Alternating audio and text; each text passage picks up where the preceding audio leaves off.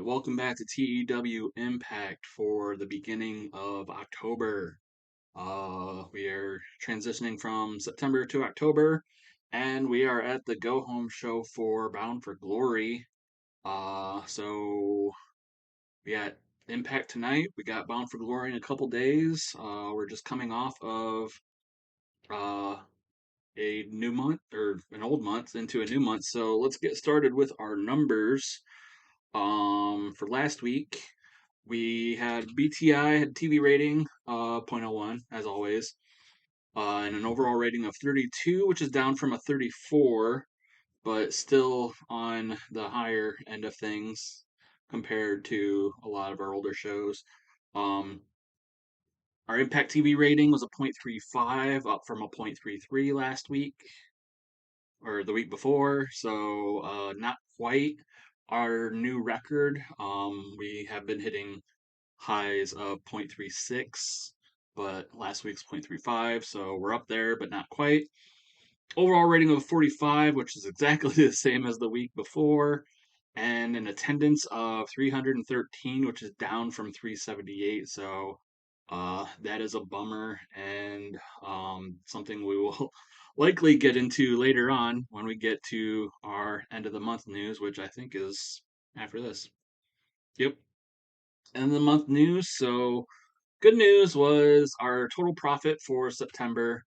We made $104,000 and 700 or $104,705, which is a new record, a new monthly high. Like I said, we've made money every month, but um, I think this is the first time we've hit six digits, so six figures at least. Everything else has been like the last couple months have been in like the 90,000s. So doing good, doing good. Hopefully, we can maintain this. Was actually kind of surprised considering a number of the newer names. I've kind of been going on a signing spree with Bound for Glory. We already signed Christian, and as you'll see in probably the show and definitely at Bound for Glory, we are going to have some new names coming in. Bad news. We came in fifth out of six for our Southeast Regional Battle, which will result in another 5% cut in attendance.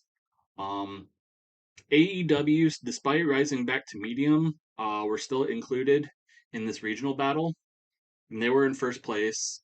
Um, they were only at small status for like a week or two, so I thought them going must have been like the end of last month or the end of the month previous and the beginning of uh last month was enough to keep them in the running of the regional battle, unless I'm completely uh mistaking myself.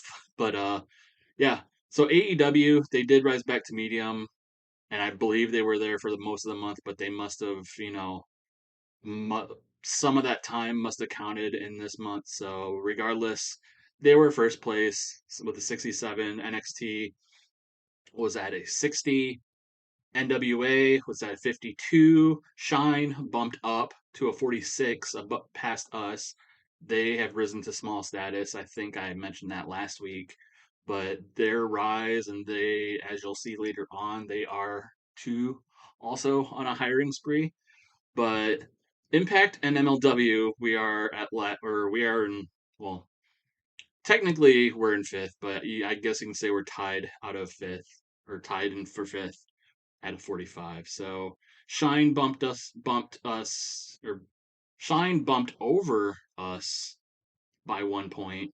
NWA bumped over us a couple months ago when they rose up and signed a number of people. So Shine is doing the same thing. Hopefully, we can get some of those numbers back. So yeah. So our attendance will likely still continue to suck, or at least level out in like the 300 range as it has been. So that kind of sucks for us. But we are making money. We are making money in our shows, our pay-per-views. and just not making as much money off of attendance as we probably should. So that's something we'll have to fix. Impact news: Tenille Dashwood has been cleared from her injury and is able to compete. Um, she did appear in a non wrestling capability last week on Impact, so but she is cleared. The title match with Rosemary is a go for Bound for Glory, so that is good. Johnny Swinger accepted the extension to his handshake deal that we offered him last week before the show.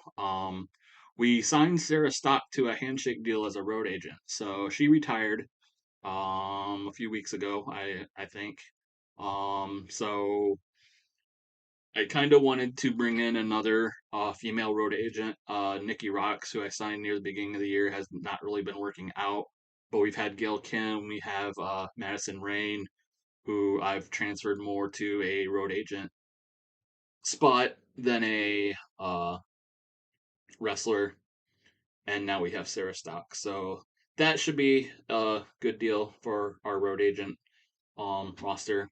Brody King has requested a pay rise from $40 to $100 per show. We have granted that, no problem. And then Matt Stryker has announced his retirement in 3 months. So, um, like I mentioned last week, we had to write him off for Bound for Glory because AAA is running the show that same day. But I did it in a way that we could probably permanently write him off. And now that he's announcing his retirement, that definitely is a tick in the not to bring him back. Even though I think he still um applies in the same way as like I don't think he's a wrestler, but I think if he retired, it would just be from in ring, and he would still be available as like a road agent. He is available as a road agent. I don't know if we use him that much, but he would probably be still be available as a commentator. But like for Maria and PCO, other retirements that are in the queue, if they retired, they would still be available backstage. And in a just basically in a non-ring capability, Striker probably is the same, but I'm just not a fan of him, so we'll probably just cut him. We'll see about that. All right, so for American news, for WWE, Jeremy Borash and referee John Cohn have extended their deals, exclusive deals. Stephanie McMahon bullied a 12-year-old on social media. The company is just deciding to let it blow over. They're not punishing her. Um, so nothing's probably going to happen from that. I just thought it was funny because this happened before in the game, but it was just a random ref. Now it's Stephanie McMahon. So yeah. And then Robert Stone won the Cruiserweight Championship on NXT by defeating the previous champ, Roderick Strong, Santos Escobar, and Brooks Jensen. That was on the episode of NXT. This will be his first reign with that title. For AEW news, Ortiz suffered a complete ACL tear on Rampage. Will put him out for around 6 months, which sucks for them. I don't know if they've been tag champs in this game, but they're still in the run. They were in the running. I believe that match that he got injured in was like the main event against the Young Bucks. So they're still putting in good matches and high profile matches. It's so Ortiz, half that team being out for 6 months is really going to suck for them. Shine, like I mentioned previously, they rose up to small status. They have signed Natty Neidhart, who left WWE a few weeks ago. Her contract was not renewed. Kira Hogan, Taryn Terrell, Selena De La Renta, and Big Swole, all to handshake deals. GCW, Ruckus defeated Ricky Shane Page at Bloodsport to win the Ultraviolet Championship. His first reign with that title. They have increased production values to semi pro, music to local, and live event experience to small. And they have also loaned out John Moxley to AIW via the Independent Wrestling TV Alliance. And I will get into that later because the last week was a big week for AIW. They have their own dedicated news section coming up. NWA, Damien O'Connor, who is on our roster, formed a team with Tyrus called the Authors of Extreme, and they defeated Cody Rhodes and Mike Knox by countout in the main event of Power last week. So, yeah, Damien O'Connor. I'm not a fan of Tyrus, so I can't imagine that team being all that great. Here's the AIW news. So they start off their week. They lowered their production values to amateur, broadcast quality to amateur, music to generic, and live event experience to volunteer. Basically, when it comes to American indies, AIW is probably the one in the run, like in the first, I guess, it'd probably be like the first place indie, and GCW is behind. But considering AIW like dropped a bunch of their production values and GCW jumped up theirs, um, is probably a sign. They kind of been neck and neck. Um, but apparently they're still willing to work with each other because they had a week. They taped like a months worth, jeez, of Go for Broke taping last week. And like I mentioned, John Moxley was lent to AIW by GCW via the Independent.TV Alliance. He is GCW World Champion and AEW World Champion. I'm surprised uh, that AEW is still letting Moxley work these indies as AEW champion. Surprised they haven't really tied him down to a exclusive deal. But yeah, so he's in AIW for a little bit. Alex Shelley also signed another one night deal to appear on these tapings. I think this is like his third or fourth time doing this. And then there's a number of title changes. So Jimmy Jacobs, who is like I wouldn't say main road agent, but like our road agent, mostly in charge of our backstage segments. And I think, yeah, he's color commentator for Before the Impact. He doesn't wrestle for us, but he wrestles for AIW, and he won the Intense title, beating Brian Carson, his first reign with the title. And then Lewis Linden, and Jake Chris defeated the Philly Marino Experience to win the tag team titles, their first reign with those belts. The Go for Broke taping notes, like I said, they've taped like 4 shows in one night. Um, the episode that aired this week, nothing really of importance happened, but episode 2, Wes Barkley defeated Matt Cardona. So Matt Cardona is still technically there, even though he signed with WWE. And in previous news, Matt Cardona wasn't able to put Joshua Bishop, aka Stiffy McGee, over on his way out, but he put Wes Barkley over on his way out, so that's good. And then Twan Tucker also defeated John Moxley, so Twan Tucker has a win over the current AEW and GCW World Champion. Episode 3 was where the Intense title change came from. Britt Baker defeated Rosemary, and then Moxley and Kingston defeated Sheamus and PB Smooth. Episode 4 was the tag title change. They reran Britt versus Rosemary with the same result, and then Kingston retained the absolute title over Sheamus. So big things happening over in AIW in the Cleveland territory. All right, for Japan news, for New Japan, Will Ospreay extended his exclusive written deal. I put status with Rev Pro in question because, as I mentioned last week, he may be on the outs with Rev Pro. He had a to do with their owner slash booker, and his days there might be numbered, despite being the world champion. I just couldn't remember if he previously had an exclusive deal with New Japan. I would assume not, and that's why he was able to work with Rev Pro. So I assume him signing this deal with New Japan would cut his days short with Rev Pro anyway. Um, but we'll see what happens there. And then for Noah, Takao Omori won the N1 Victory Tournament, defeating Kohei Sato in the finals after announcing his retirement. So once again, for Japan, a trend there of people either winning titles or tournaments soon before retiring. So I can't. This has to be like the fifth or sixth time that's happened in this game that I can remember. Retirements. Announced retirements: Robert Gibson, Tajiri, Takao Omori, which I mentioned.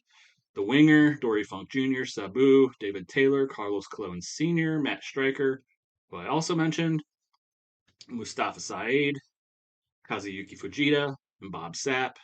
Officially in retirement: Bushwhacker Butch, Rip Rogers, Paul Roma, Tony DeVito, Eva Marie, and Devin Storm. Um, as far as I know, Eva Marie is still employed at PWG, just not wrestling Super Dragon anymore. So, yeah, we'll see what happens. And then we're here before the Impact. Before Bound for Glory, with some ramifications. Had a Started off with a match. Alex Zane getting somewhat of an upset over Rich Swann. Rich Swann not doing that great lately. And notable by her absence was Su Young, who has not been seen since losing that husband and wife mixed tag team match at the previous pay per view. The name I can't remember. That just happened a couple weeks ago, so I should be able to remember that, but I don't. So let's move on. So yeah, Su Young not around. Rich Swann, maybe distracted by that fact, and was able to. Alex Zane was able to capitalize and get a win in a good match, 41. Um, we get a promo from the Nasty Woman Assassins, namely Mercedes Martinez. A reminder that it's them versus the Positivity team at Bound for Glory in an elimination match where the losing team must disband. And basically, this is them saying that the Positivity team are definitely not as tough as they are, and it's basically a foregone conclusion that they will win. Uh, Mercedes being the NWA Women's World Champion, having basically a ring general on their side, so that puts them at an advantage right there. But them being the tougher team, basically sealing the deal and saying that the Positivity team has no chance. Willie Mack defeating Falaba in a match made last week. And then the announcement later that due to Mack defeating Falaba, we will get Willie Mack versus the Enlightened Steve at Bound for Glory. Steve at ringside for this match. I don't think I had him interfering.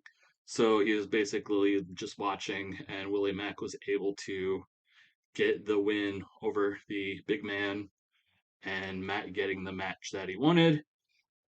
And then we get a promo where Mad Dog Diener comes out calling out Zhao Zia. He's ranting and raving mostly about like Masha Slamovich and Killer Kelly, but mostly Zhao Zia like he was last week. But he calls her out to the ring. She comes out. Zia basically starts, beating on Diener, kicking her until Max the Impaler makes their debut. Diener saying that he has found them. Uh, they will be coming to Impact, and Max attacking Zhao Zia, which likely will be setting up another pre-show match for Bound for Glory, and that's how we end before the Impact. Overall rating of 37, which I think is an improvement from last week. I think last week was like 36 or 35. And I believe that's it, and we will go on to Impact. So we start off the go home episode of Impact in front of 315 people, which is not a good sign. I think that might be like two more than what was from last week. But we start off with Joe Hendry and Nick Stapp CPA defeating Avery Good and VSK, the Learning Tree, in a match made by Brian Myers last week. Myers putting his in so-called integrity and his training ability on the line versus the newfound friendship of Hendry and Stapp. And excuse me, it's Stapp that gets the pin over VSK following botched interference by Brian Myers. So We ended the feud, the storyline at the pay-per-view where Hendry defeated Brian Myers, but this basically seals the deal, and plus this gives Nick Stapp a win, even though chicanery was involved. But lets Nick Stapp get his feel good moment. Um, Finally, basically ending the whole learning tree versus CPA and Joe Hendry's storyline for good. Segment rating of 35. I think the handle changes was a gimmick change. Yes. We are going to change his gimmick because like last week it was getting stale. Um it was traditional, which was adequate. We are going to change it to Jealous Weasley because this was something I kind of wanted to factor into the whole storyline of the learning tree in general, but I just didn't really see a way to fit it in. The original plan was basically for VSK to, well, basically Avery Good to be like Brian Meyer's star pupil, and VSK and to a lesser extent CPA get increasingly jealous. Uh, but the whole idea of firing and rehiring Nick Stapp and bringing in Joe Hendry kind of changed that. So this may be a storyline that I may make in the future. So I'm kind of interested to see because VSK is quite mad at us from this heel turn that back from when I was doing snap heel turns with like a week's notice. We'll see if this gimmick works out for him. Very good rating. So losses do not damage his popularity as much as usual, which I don't think he has a lot of. So yeah, VSK is now a jealous Weasley type gimmick. That may be something we play with in the future. But yeah, tonight Joe Hendry and Nick Stapp getting their good another feel good moment in the ring. And yeah, we'll follow that up with a celebration segment. Brian Myers likely browbeating his learning tree guys to the back while Hendry and Stapp celebrate in the ring. Segment rating of 31 for that. We go backstage to a promo of the Hold. Still don't really like that name, but Eric Young and Damian O'Connor. The promo mostly dominated by Eric Young. He talks about his match at Bound for Glory, the challenge laid out by Jake Something last week, where Something wants a 2-on-1 handicap match, and Young is basically talking about how dare Jake Something bring up Eric Young's past. You know, he's been in Impact for years, and you know, how dare you discredit his early years as a joke. Um, but he's like, you want to talk about jokes, you want to talk about the past, remember Jake Something when you weren't Jake Something, you were cousin Jake, you were a big dumb redneck, you had a goofy dumb gimmick just like I've had plenty of those. And remember when you finally took the your name of Jake Something, that was in front of me. This was like last year or a couple years ago when I started Violent by Design. I extended an offer to you and you turned it down. Um, Full disclosure and a detail that I'm only bringing up because I saw the segment on Pluto TV recently, so I figured it would fit here.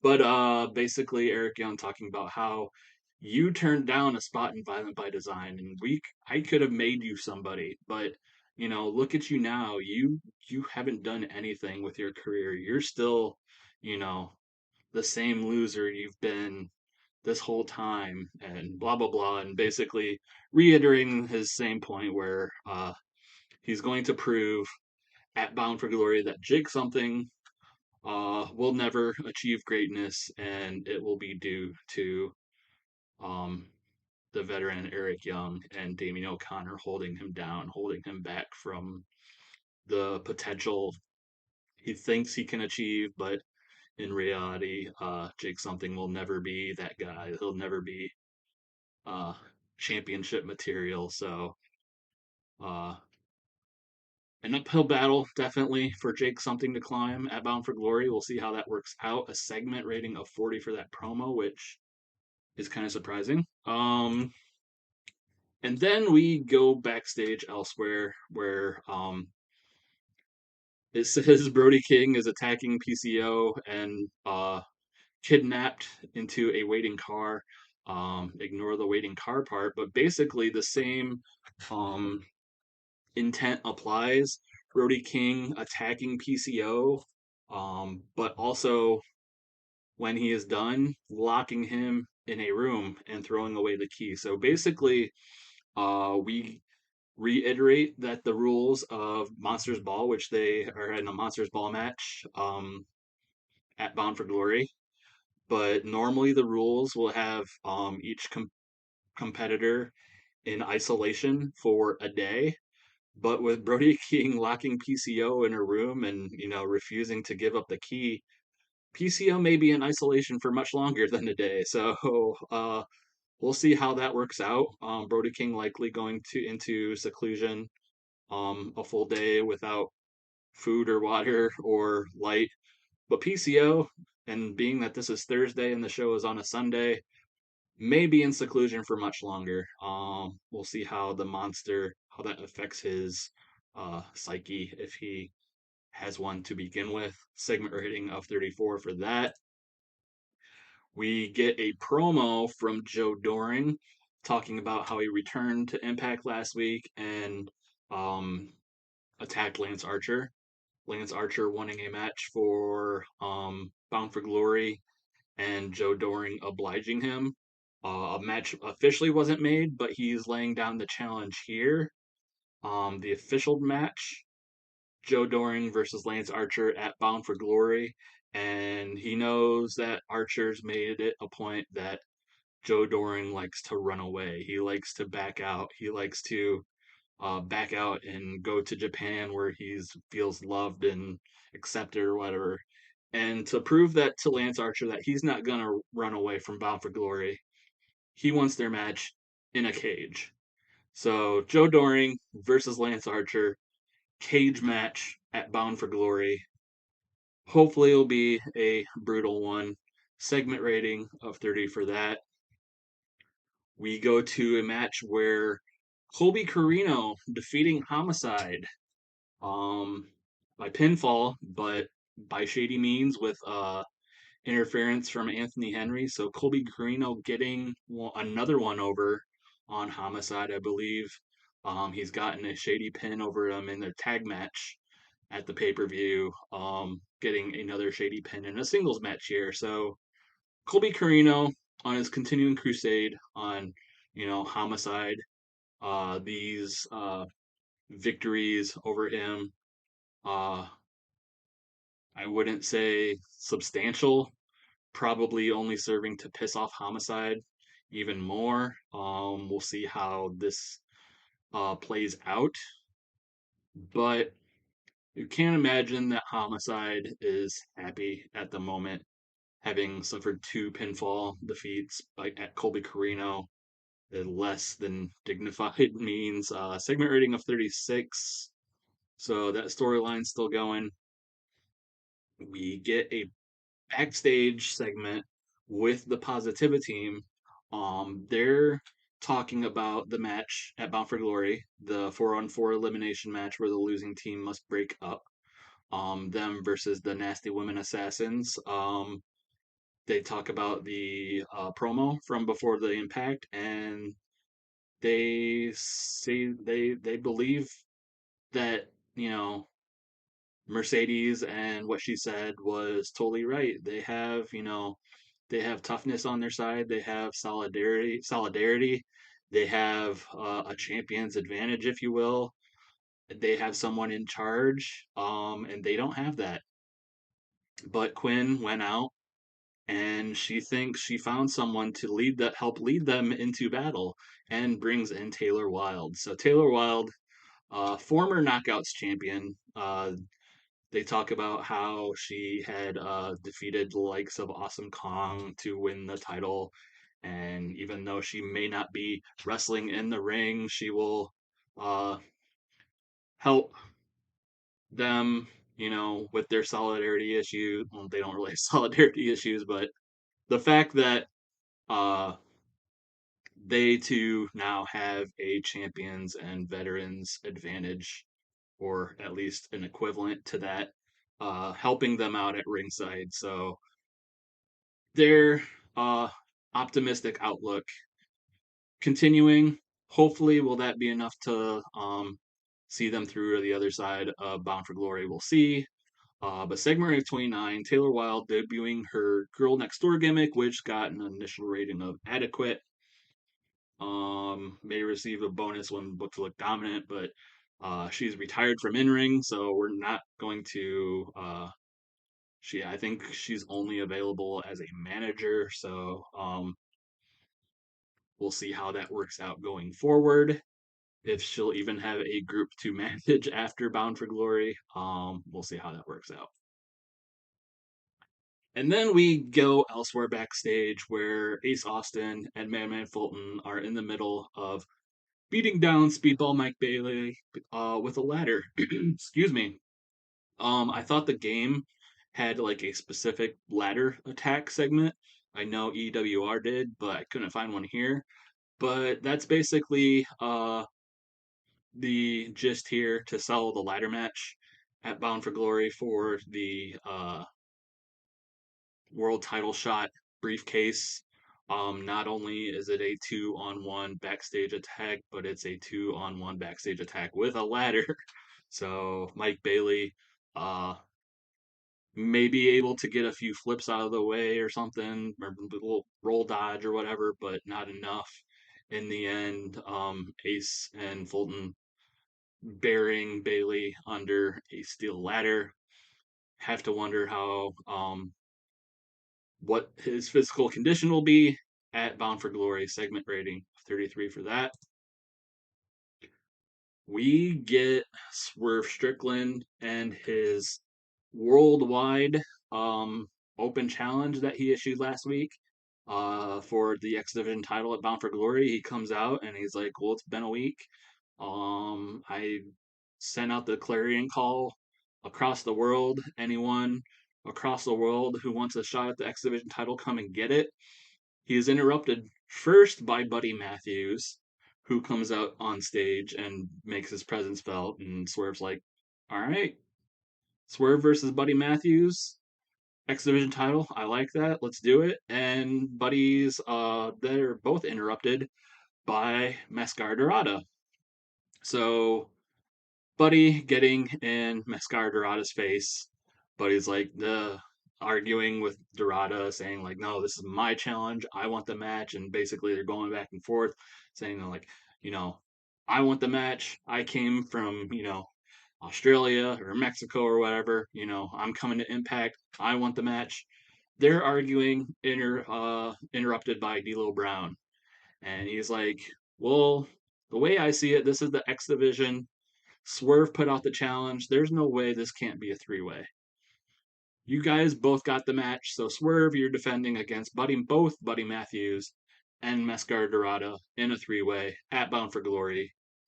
Segment rating of 34. So we got Buddy Matthews debuting a show stealer gimmick, which is got an initial rating of adequate, and Mascara Dorada debuting a gimmick of Masked Luchador, initial rating of great.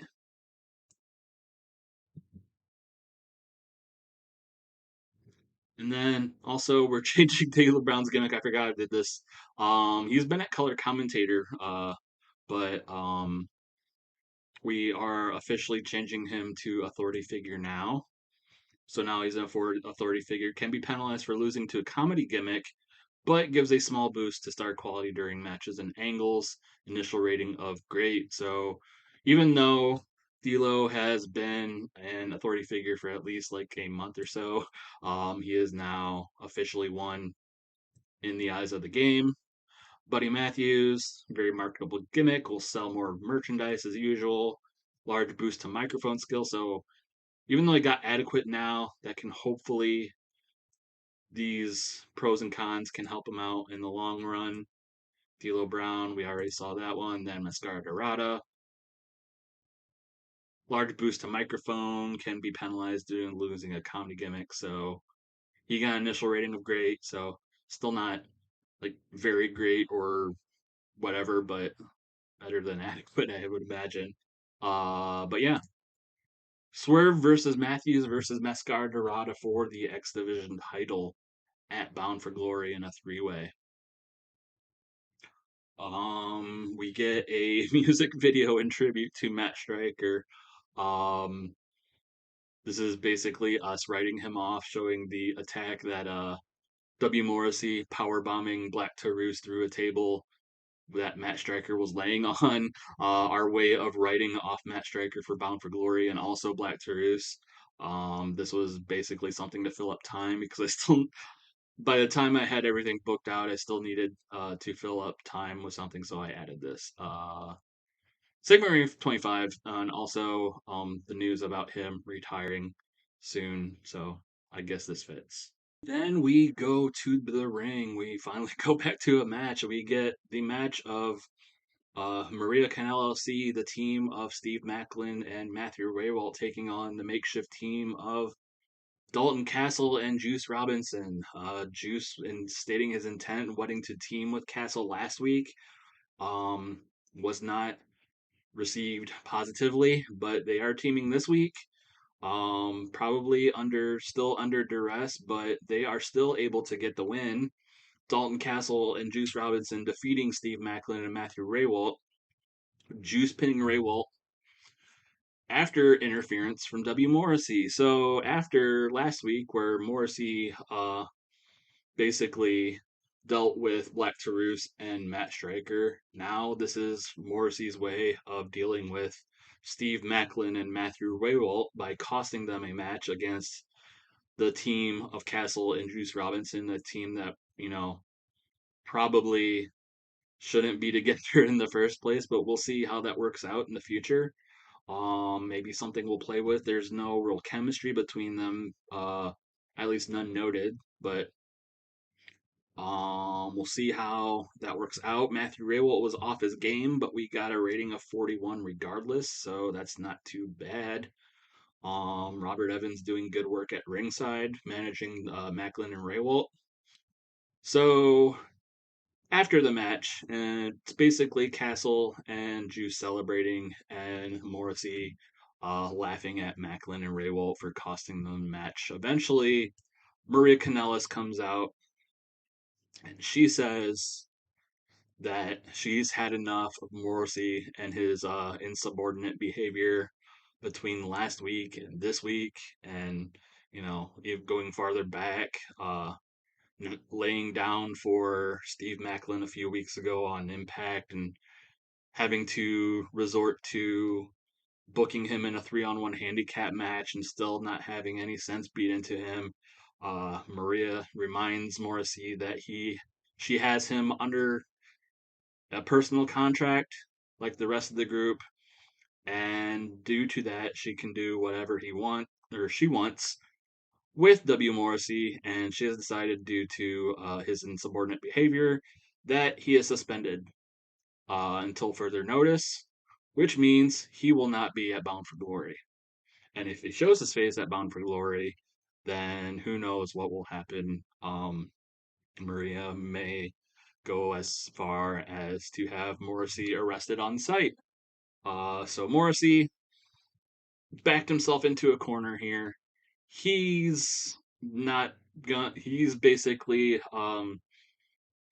he's gotten his licks in on the rest of the group, but now that's cost him his spot to appear on Bound for Glory, the biggest show of the year for Impact. So Morrissey, not pleased with this.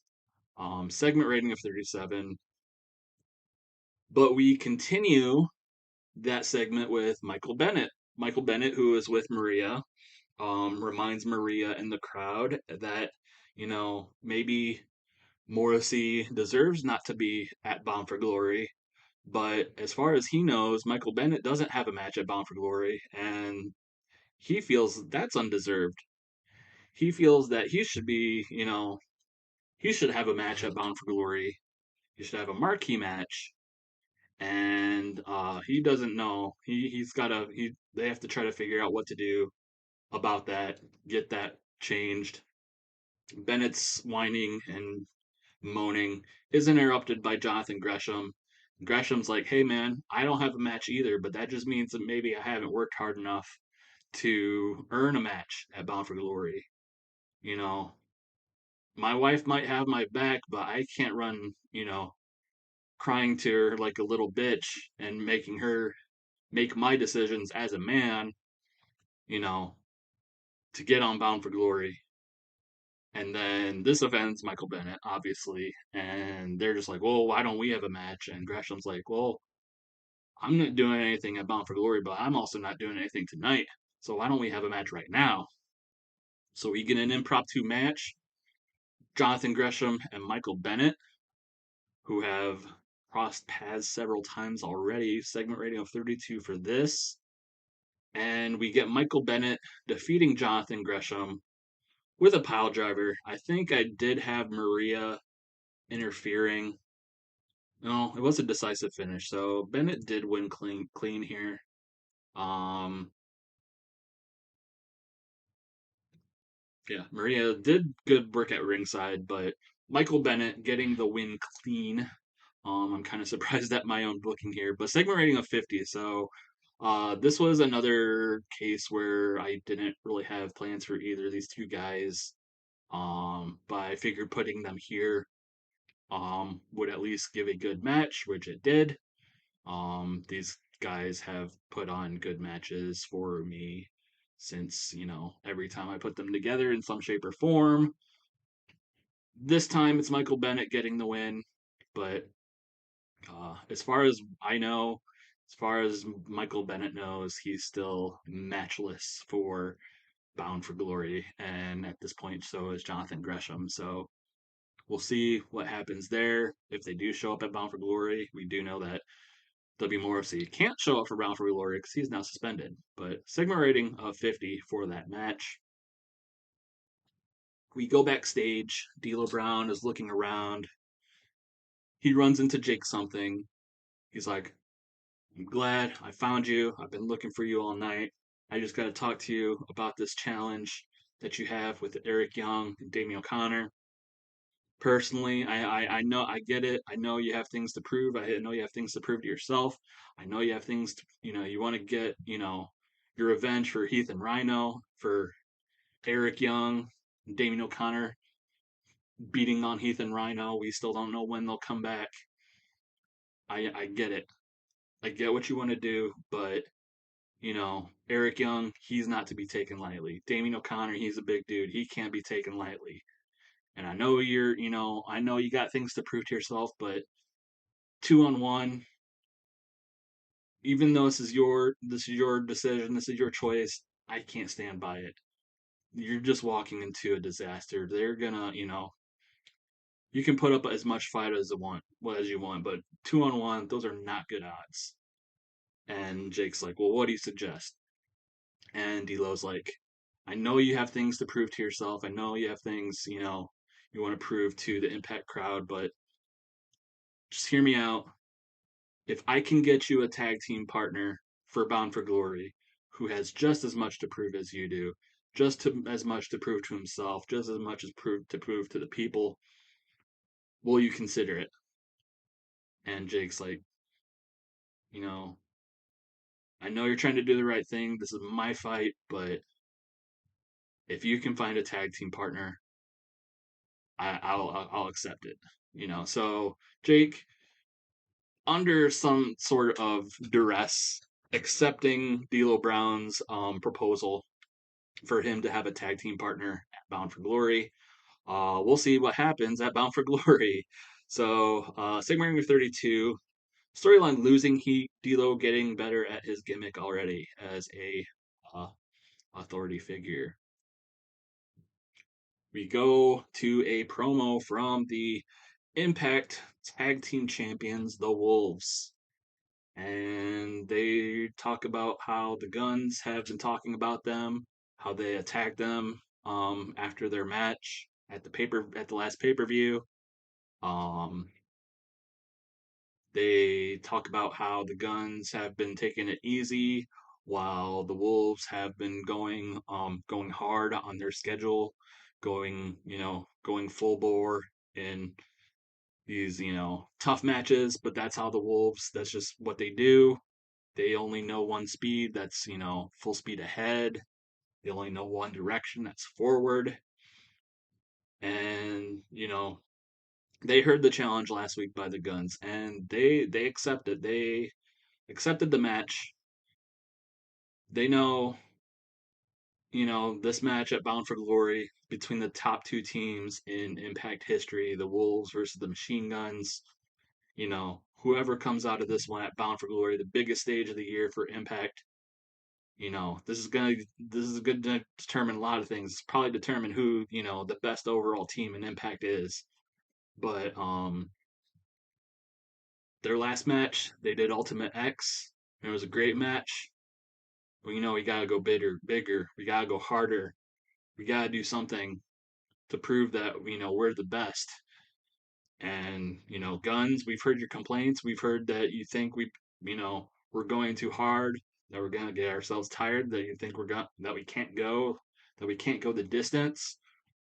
We're gonna prove you wrong. At Bound for Glory, our match, it's gonna be 30 minutes. Iron Man rules. Whichever team scores the most pinfall wins after 30 minutes. So we're gonna show you that you can beat us down. Any team out there can beat us down. We're just gonna get back up. We can go the distance.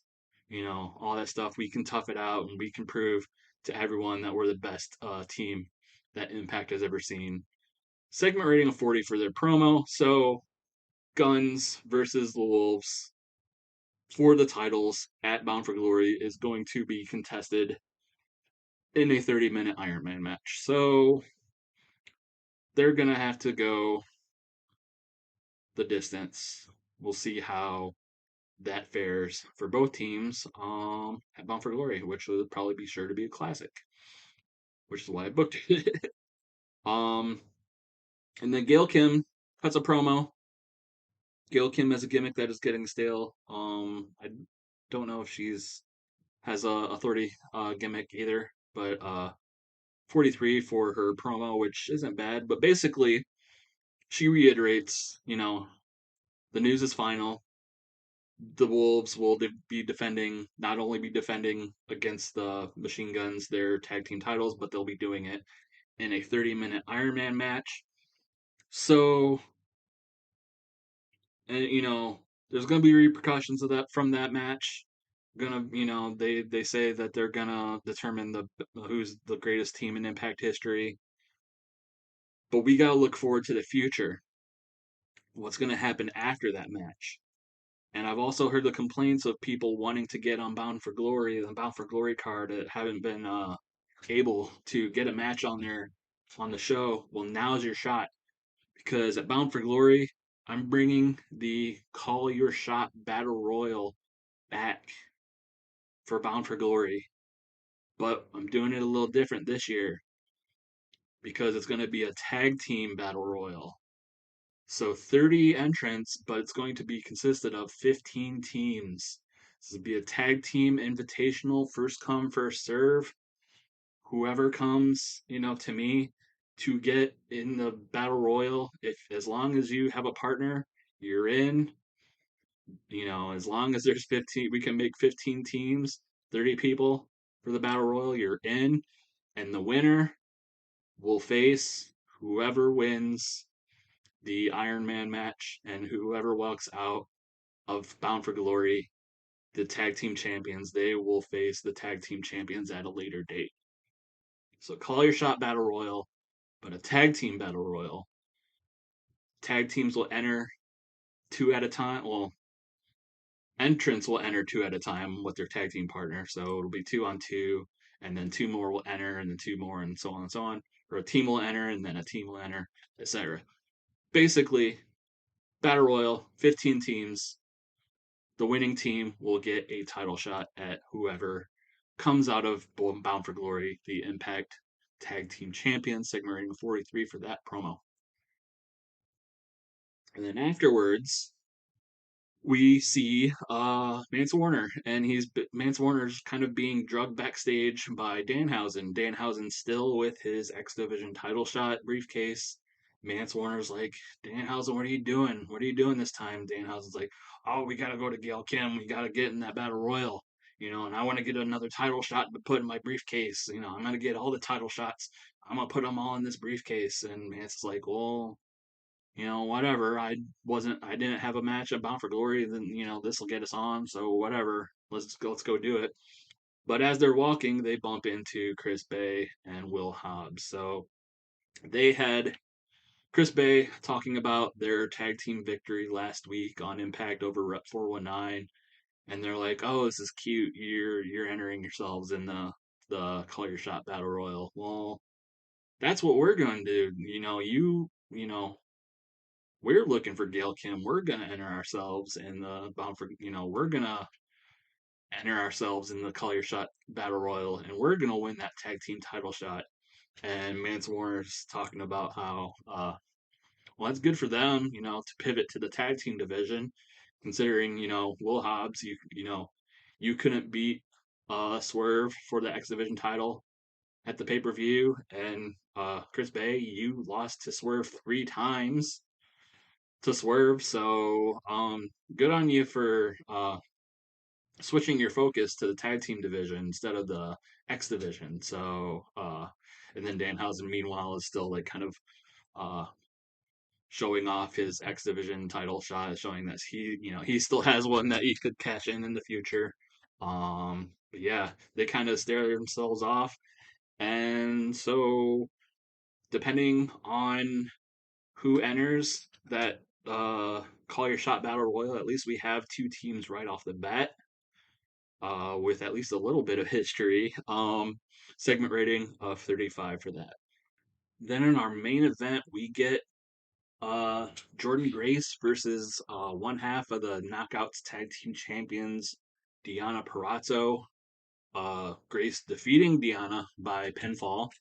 Um, can't remember this. I'm pretty sure. Yeah, this match was made last week because we had Rosemary and Grace versus the BFFs. The BFFs coming out on top, retaining their titles. Um, so now we have a singles match in the main event tonight on Impact, and it's Jordan Grace defeating Deonna. Uh, didn't have a. I don't know if it has the finish, but Chelsea Green, her interference backfires. She accidentally hits Purrazzo. Grace catches Prazzo, like him with a pile driver or whatever, and wins the match. Had this as a steal of the show, so hopefully they stole the show. But segment rating 47, so that's pretty good for them. They went all out. They got bonuses. Penalized for momentum and stamina, inconsistency and stamina, but yeah. So I had them going all out, and partially because like I mentioned, um, with our AAA people, they are running head to head for Bound for Glory. So I wanted to give Deonna something because she probably won't be at Bound for Glory. Um, but she's coming up short. Jordan Grace defeating her, Chelsea Green, her interference, not helping. So basically, after the match results in Chelsea attacking Jordan Grace, Deonna joining in. So it's basically a 2-on-1 until Rosemary comes out. Rosemary, the Knockouts champion, comes out. She has Jordan Grace's back. She chases off the BFFs. So Rosemary coming out, protecting her friend. The BFFs back up off. They get out. They powder out. They back up towards the ramp. they basically have a stare down. Segment rating of 38 for that, but that's not all because from out of the crowd, Tenille Dashwood comes out. She slides into the ring with a chair. She clocks Rosemary from behind, um, lays her out with a steel chair. Her opponent for Bound for Glory, for the Knockouts title. And before Jordan can do anything about it, Tenille slides out. She stands with the BFFs. The BFFs are like, yeah, look at us. We got the future. Tenille's going to win the Knockouts title. We got the future Knockouts champion having our back, and we have her back. But while they're doing that, while they're celebrating, Tenille takes her chair and lays out Deonna Purrazzo. So that's kind of our justification for her write off. But also, Tenille talking of, after laying out Deonna with a chair, Chelsea's looking at her. She's like, "What the hell did you do that for?" And Tenille's like, "You don't think I heard what you said last week about me being a nuisance? You know, I'm gonna win the title for me, not for you." So Tenille finally somewhat seeing the light, but she's definitely, wants the upper hand going into the her title shot that she's been wanting for months. And she's finally going to get it Bound for Glory. Um, so she attacks Rosemary. She attacks Deonna Purrazzo. We'll see if that works out for her at Bound for Glory. If that's a good strategy. But maybe she has also made enemies in the process. We'll see how that ends up working out for her if she can finally become Knockouts Woman, the Knockouts champion at Bound for Glory. Segment rating of 33. Excuse me for that.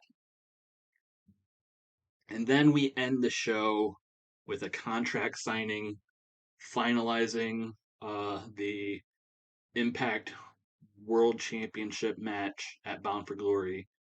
Josh Alexander defending the title against the returning Christian Cage. Christian Cage returning at Victory Road. I finally remembered the name of the pay per view.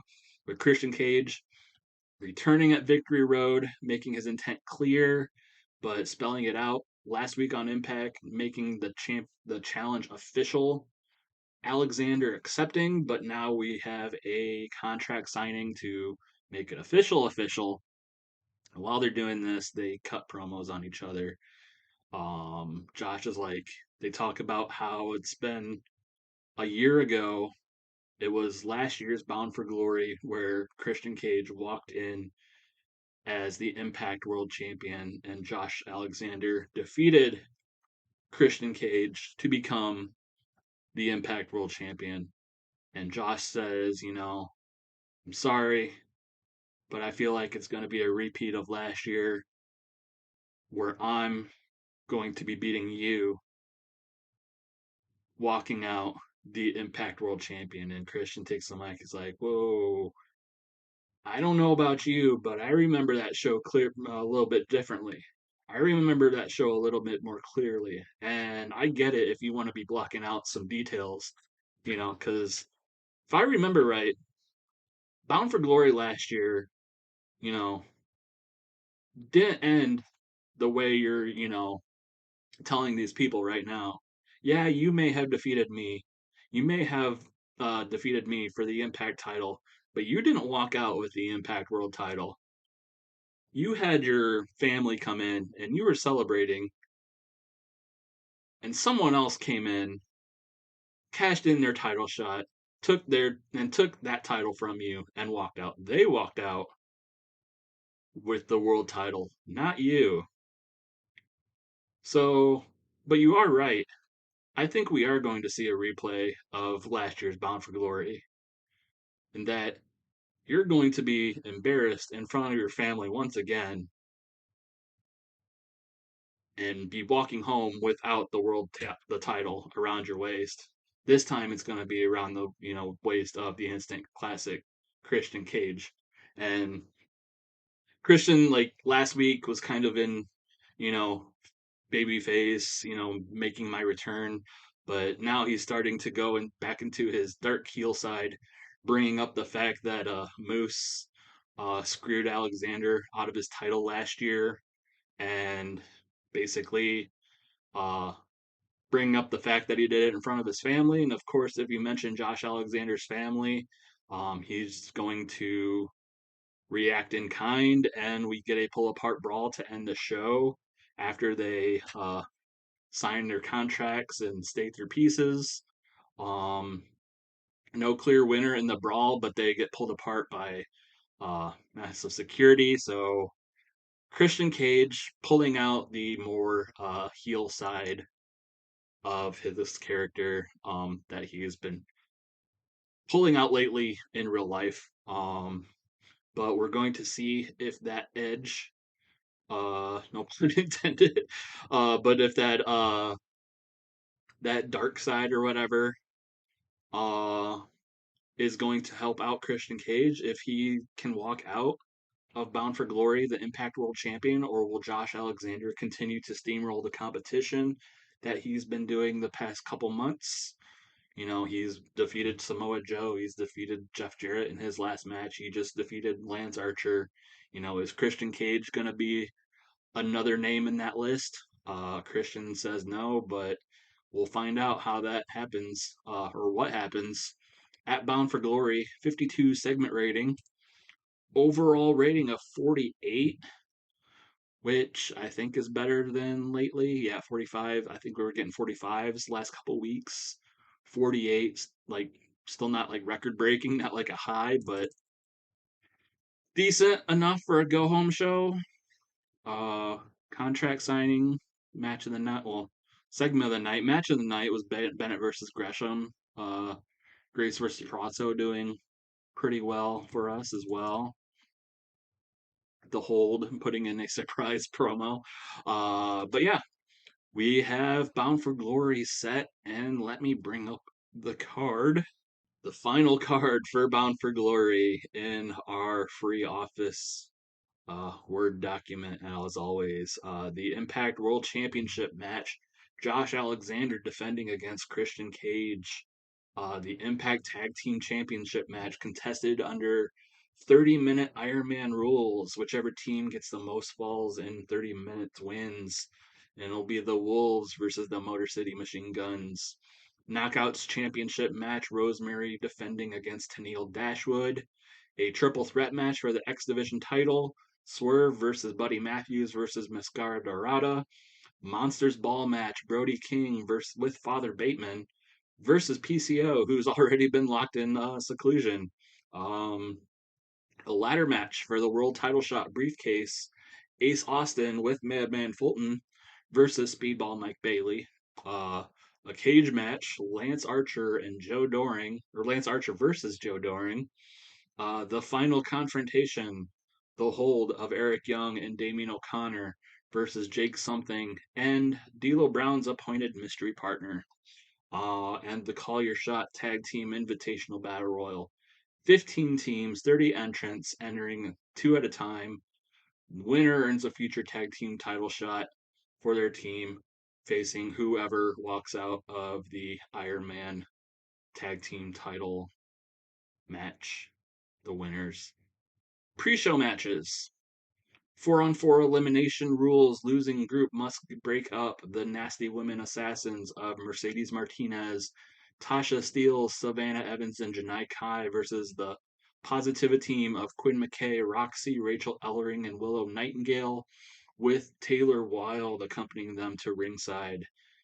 And then we get a digital media championship match. Zhao Zia defending against the new signing Max the Impaler, being accompanied by Mad Dog Diener and Willie Mack versus Crazy Steve, possibly Enlightened Steve, with the Enlightened. So a stacked card in lots of respects for Bound for Glory.